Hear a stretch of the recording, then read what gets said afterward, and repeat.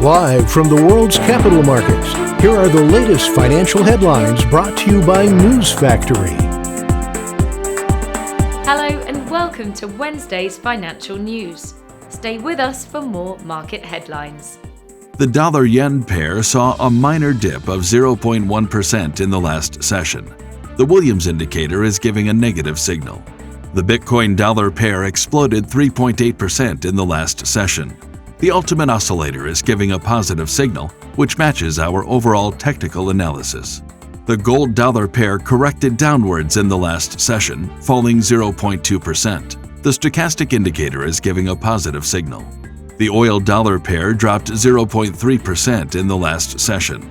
The CCI is giving a negative signal. Coming up, the choices from our chief analyst for today.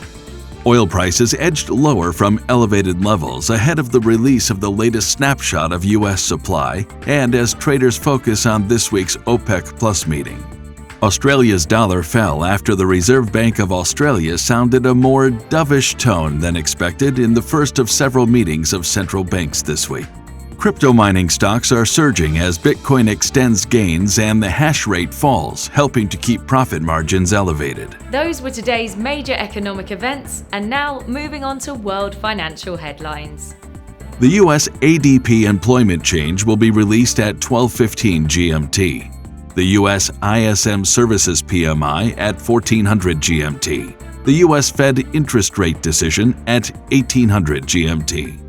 Spain's unemployment change will be released at 0800 GMT. The Austrian unemployment rate at 0800 GMT. The UK's market services PMI at 0930 GMT. We hope that you've enjoyed Wednesday's market outlook. On behalf of all of us here, we wish you a productive trading day.